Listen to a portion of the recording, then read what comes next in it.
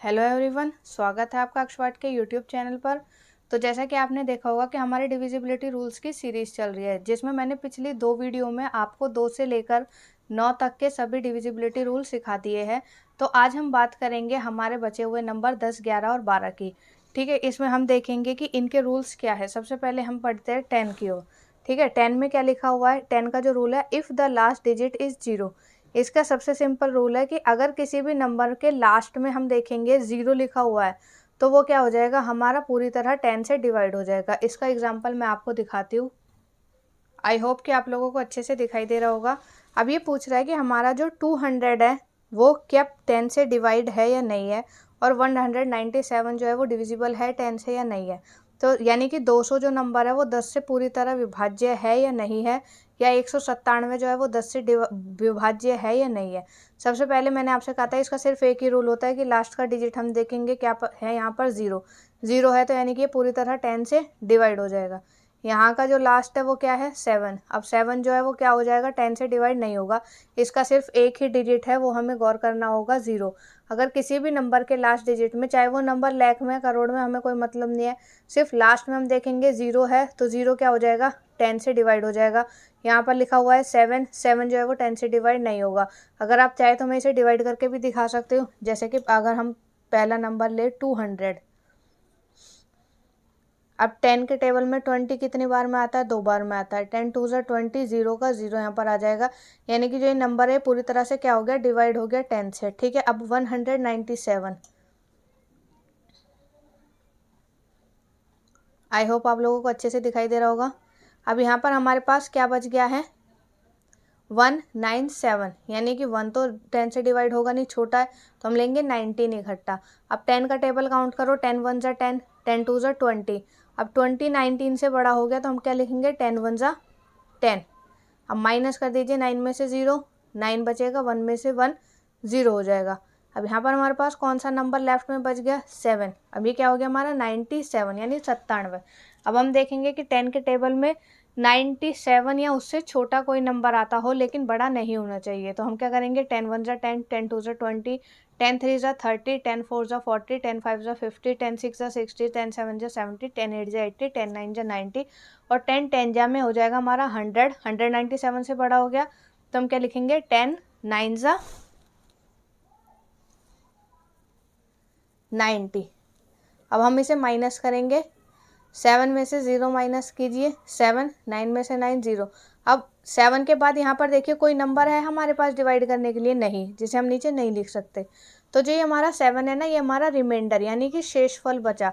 अब 10 जो है वो 7 से क्या है? बड़ा है, तो 10 के टेबल में तो 7 आने से रहा, तो जो हमारा शेषफल बच गया ना, तो ये क्या हो गया? 10 से पूरी तरह विभाजित नहीं हुआ। तो जो हमारा 197 है ना, तो हम लिख देंगे कि नहीं, ये है 197 जो नंबर है या जो संख्या है वो 10 से पूरी तरह से विभाजित नहीं है। इंग्लिश में हम बोलेंगे 197 is the not divisible bye 10। ठीक है, ये 10 से क्या है? डिविजिबल नहीं है। अब हम लेंगे अपना नेक्स्ट नंबर जो कि है 11। अब यहाँ पर आप लोग देखिए 11 का क्या रूल है? Subtract the last digit from the number formed by the remaining digit.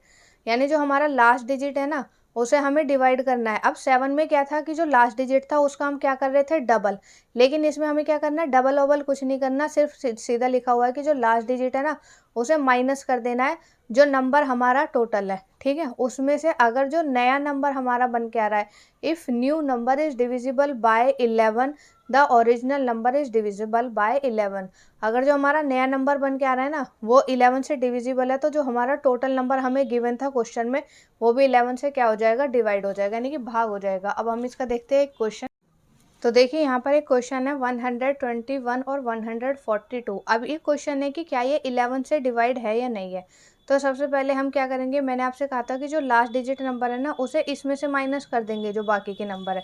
अब यहाँ पर 121 है तो 12 को हम सेपरेट लिखेंगे, 1 को इसमें से माइनस करेंगे, 12 में से 1 माइनस कीजिए, हमारा आंसर क्या आया? 11। तो 11 के टेबल से 11 डिवाइड हो जाता है 1 टाइम में, तो हम लिख देंगे कि येस 121 इज़ डिविजिबल बाय 11। यानी कि जो 121 है वो 11 से पूरी तरह से विभाजित है। अब हम लिखेंगे अपना नेक्स्ट क्वेश्चन 142। अब हम देखेंगे हमें क्या करना है, जो लास्ट वाला नंबर है ना उसे माइनस कर देना है, किस में से, जो हमारे बचे हुए नंबर है 14 में से।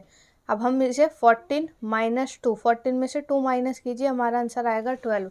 तो क्या जो 12 है वो इससे डिवाइड है 11 से? नहीं, 11 के टेबल में सिर्फ 11 आता है, उसके बाद सीधा आता है 22 2 टाइम में, तो 12 का कहीं कोई जिक्र नहीं है। तो हम लिख देंगे कि no 142 is not divisible by 11, यानी कि जो 142 नंबर की संख्या है वो क्या है, 11 से विभाजित नहीं है। अब हम देखेंगे अपना नेक्स्ट नंबर। तो हमारा जो नेक्स्ट नंबर है वो है 12। 12 में क्या है, if the number is divisible by 3 and 4।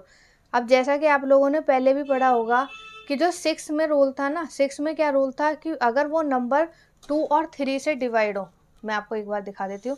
यहाँ पर देखिए लिखा हुआ है 6 में क्या रूल है, if the number is divisible by 2 and 3। ऐसा नंबर जो 2 और 3 से डिवाइड हो जाता हो वो 6 से डिवाइड हो जाता था। ऐसे ही 12 में है।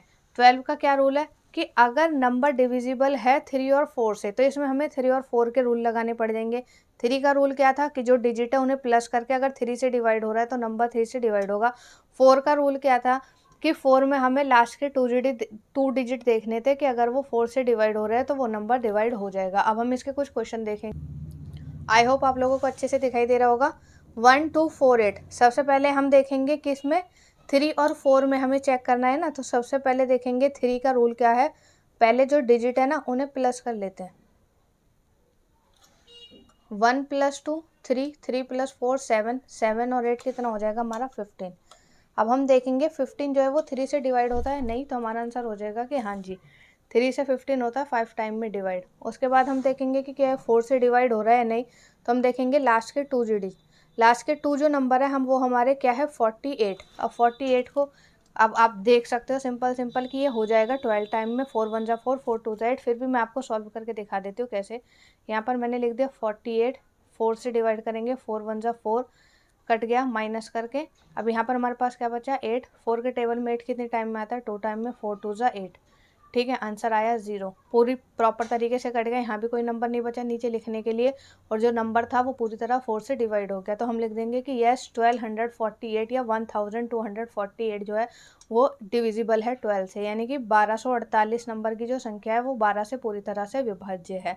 आई होप कि आप लोगों को ये वीडियो अच्छे से समझ आई होगी। अगर आप चाहे तो इनके रूल्स के जो है ना वो स्क्रीनशॉट भी ले सकते हैं, मैं आपको दिखा देती हूँ आसानी से।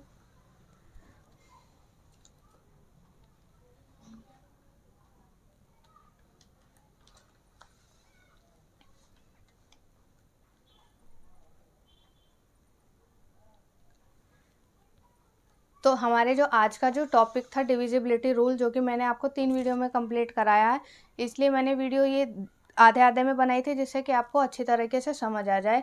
आई होप कि आप लोगों को वीडियो अच्छे से समझ आ गई होंगी। अगर आप चाहे तो मैं इनके क्वेश्चन आपको दे सकती हूँ नेक्स्ट वीडियो में। तब तक के लिए थैंक यू।